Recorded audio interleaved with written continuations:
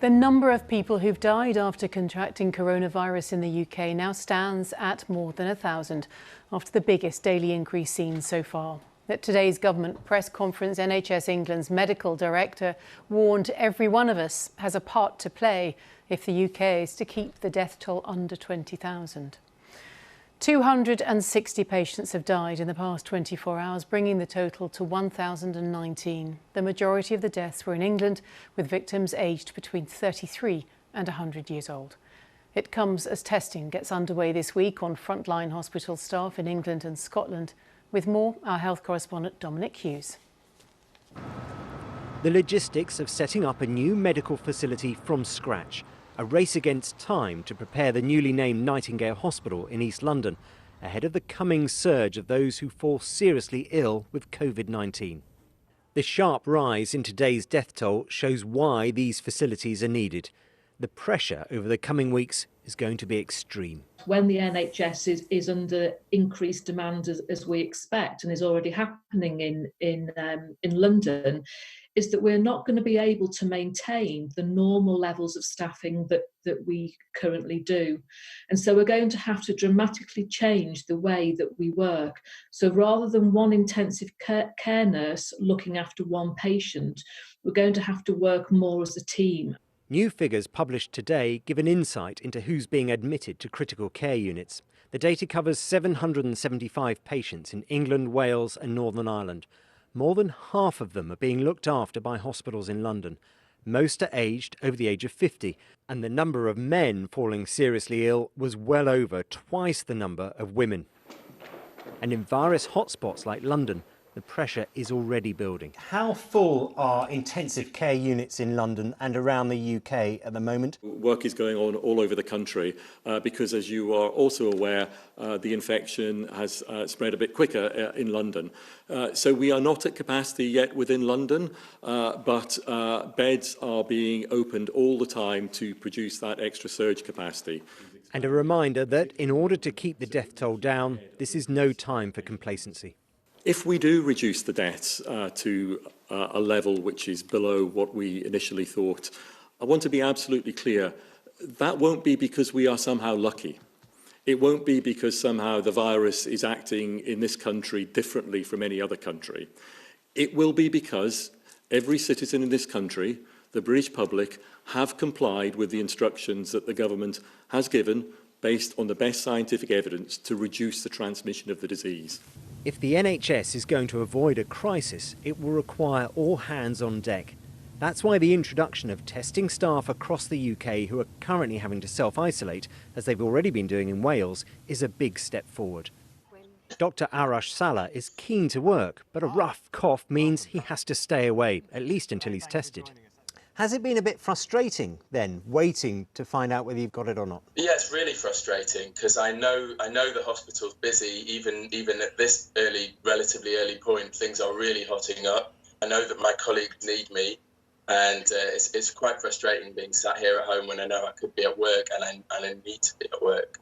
And from the Prime Minister in isolation while he recovers from his own COVID-19 infection, a letter to every UK household this week, urging people to observe the guidelines to stay at home and protect the NHS.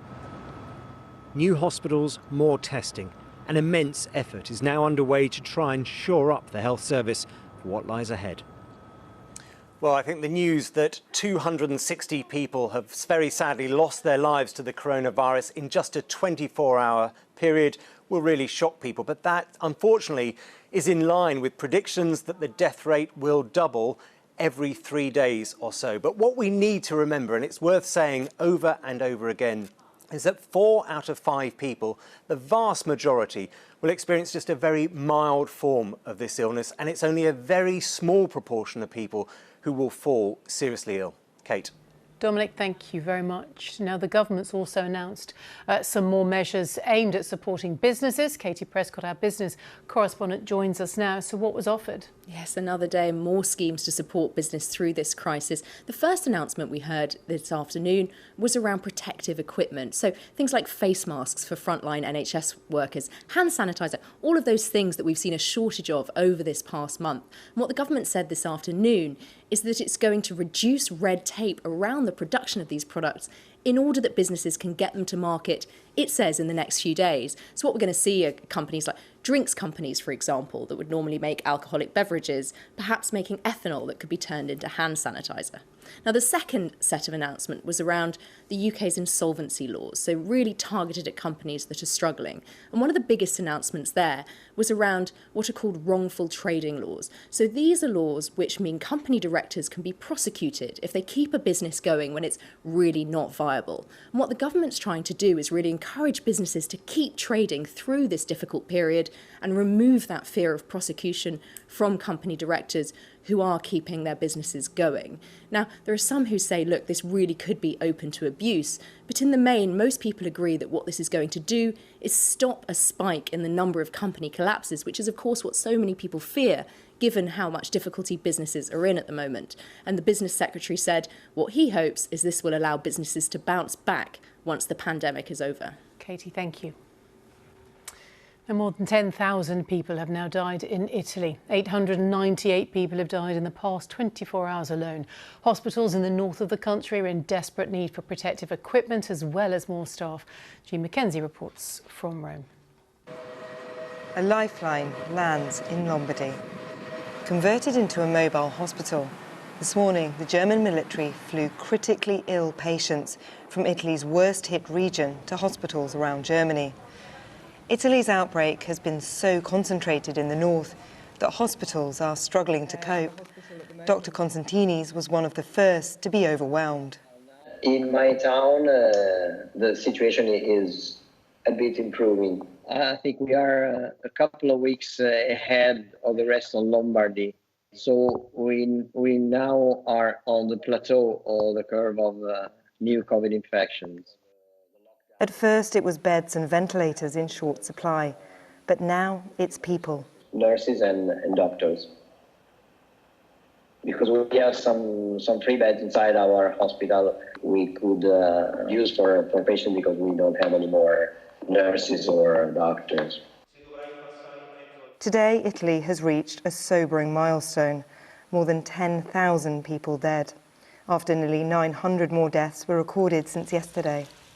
There is some hope here. The rate of new infections has slowed over the past week, an indication that this lockdown, which began nearly 3 weeks ago, is starting to work. But Italians are wary of being too hopeful just yet, with the number of deaths still coming so fast.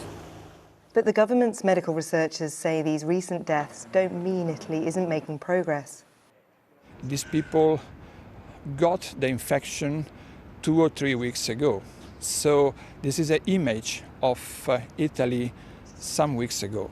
How many days away from the peak do you think that we are? We are expecting that the peak will be in the next days. These days will now be critical in determining whether Italy has managed to change the course of this cruel epidemic. Mackenzie, BBC News, Rome.